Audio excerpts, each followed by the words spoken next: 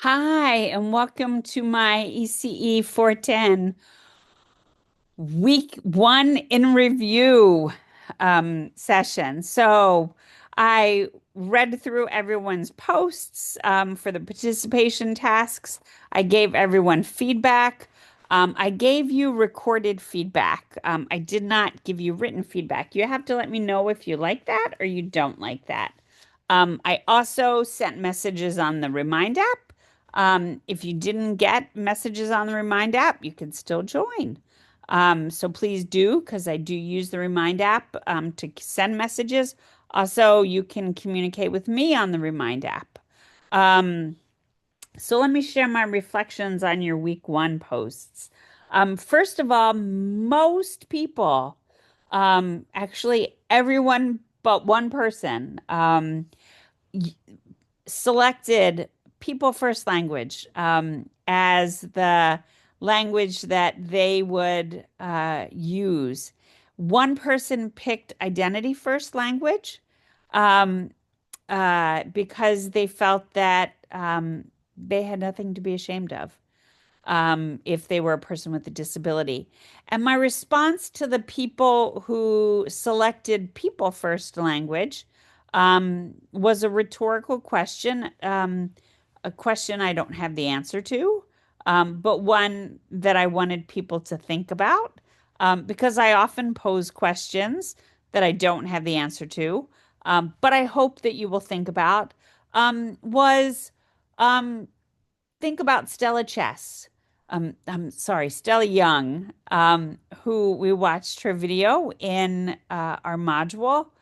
Um, do you think Stella would or could see her disability as separate from her person, her identity, who she was?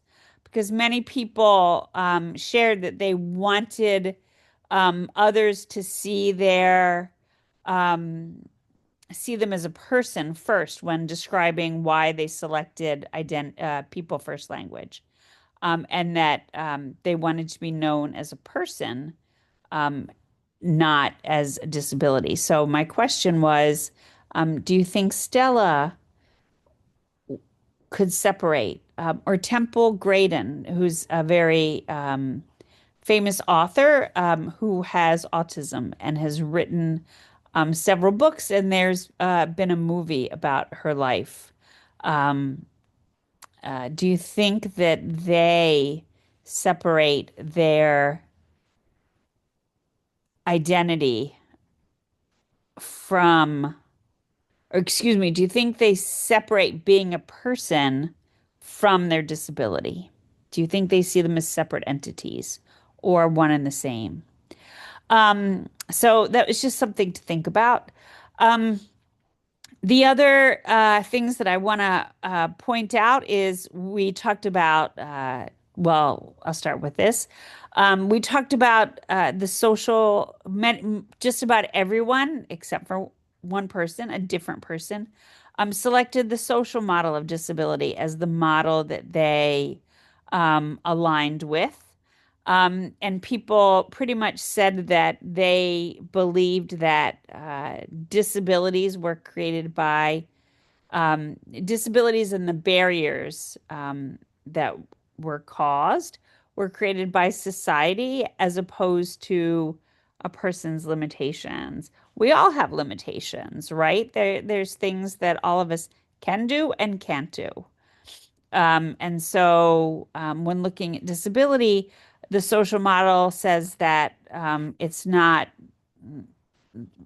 the reason that a person can't do something isn't because of their disability, it's because of society and the obstacles that society places or the barriers that society places um, in front of people.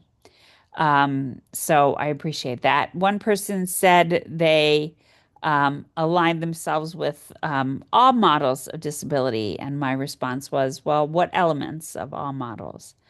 And then I asked people about language, and this connects to the ableism quiz that many people completed.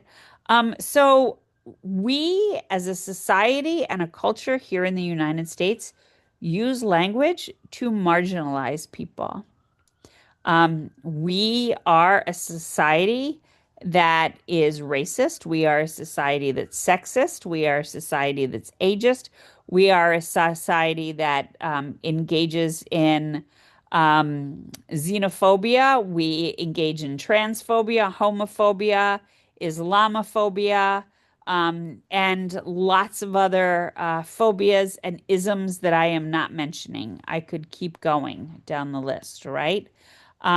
We are a society that um, uh, places a dominant culture on a pedestal and expects people to rise to uh, that model, and all of the other communities. Their power and privilege is marginalized. And one way it's marginalized is through language. The language we use to talk about people, to talk about events, to talk about things that happen. We use words that are derogatory towards groups of people that are marginalized, including people with disabilities. And so when we stop and think about it, and when we stop and reflect in our language, we see how our language really marginalizes people and marginalizes communities. And that's something important to think about. And this is where our ableism quiz comes in. Yes, there were questions, and yes, I wanted you to answer the questions. But thinking about ableism, because we are an ableist society and we value and we promote the power and privilege of non-disabled people while we marginalize people with disabilities, just like we promote the power and privilege of white and light-skinned people, and we marginalize the power and privilege of black and brown people. Um, we um, when working with young children and to begin to combat these isms, right? Um, we need to be self-reflective. And the first step is recognizing that we engage in these practices, that we are a racist society, we are an ableist society, we are a homophobic, a transphobic, and an Islamophobic society, right? That's the first step. And that's the purpose of the ableism quiz, is to help us be reflective, to help us think about how are we ableist? How are we ableist in our own lives? How is our society ableist, right? How were we raised to be ableist? Because we receive lots of messages and messaging in our world that promotes ableism unconsciously, right? It's not intentional. It's not something like someone says, "Oh, I want you to be ableist." No, it's all implicit. It's not explicit, right? But to be able to unpack and address that, we have to first realize that it's there and that it's a part of our lives. So that's my synopsis of your reflections. Please make sure you respond to colleagues. Most people did, a few people forgot. Remember, for your posts, if I ask you to respond to colleagues, that to receive full credit, responding to a colleague is part of that process, as well as answering all the questions that are posed. So, people had questions about fieldwork. If you need a fieldwork placement, please reach out to me. If you have a fieldwork placement, please complete the fieldwork form. And so let me show you where the fieldwork form is. And so I will show you where the fieldwork form is. Let me pull it up right now. So Um,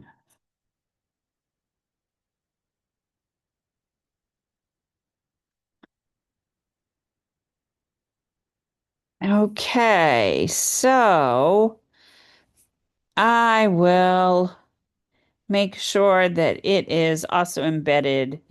I will put it in module two, so you find it there, but I have it here. Let me share a screen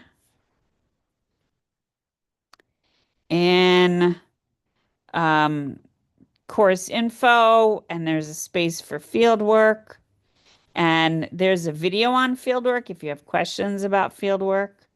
And there is the fieldwork info form. And it just asks where you're doing your fieldwork, um, and asks you to complete the form. I will make a copy of this so that it is in also module two and module three, so that you have it, so that you have it there. So I will put that in module two for you. Um, so if you have questions about fieldwork, don't hesitate to reach out. You can also look at your fieldwork video that is in the fieldwork section in content. I just want to let you know. So where should you be doing your fieldwork? If you are in ECE 409 or 411, first ask your cooperating teacher and the program director administrator if you can do additional hours for your fieldwork placement at that field site. Hopefully they will let you. If not, reach out to me. I can help you find a field site.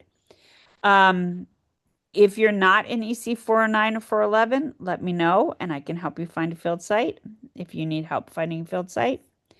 Um, and then the time you will need to do with additional hours beyond ECE 409, 411 hours, beyond those 90 hours of field work. So you need to do 30 more.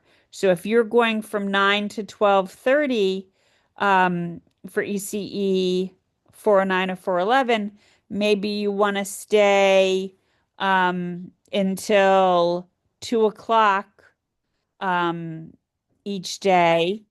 Um, and then you would write on your 409, 411 timesheet that you were there from 9 to 12:30 and that you were at 410 from 2:30 to 2 o'clock on the days that you were doing your field work. Okay, so you differentiate those hours, which hours you're at for 411 and which hours you're using 410, 411 or 409, and which hours are 410 hours. So I hope that's clear.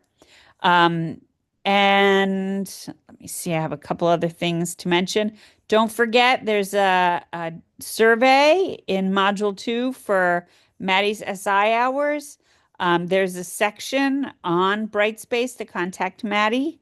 If you have questions, you can always reach out to her. She is available um, to support you and to support your success. I'm here to support your success. She's here to support your success. We want you to be successful. And last, I have sent some announcements about some resources. So let me just share those very quickly. Um, so you see them. Okay. Let me share my screen.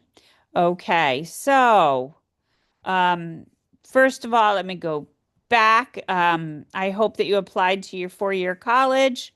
If you are a BMCC teacher ed student, there are some programs that we have to offer you in your career path. So one is the BMCC Leap to Teach program, and these are two flyers that have info on the Leap to Teach program.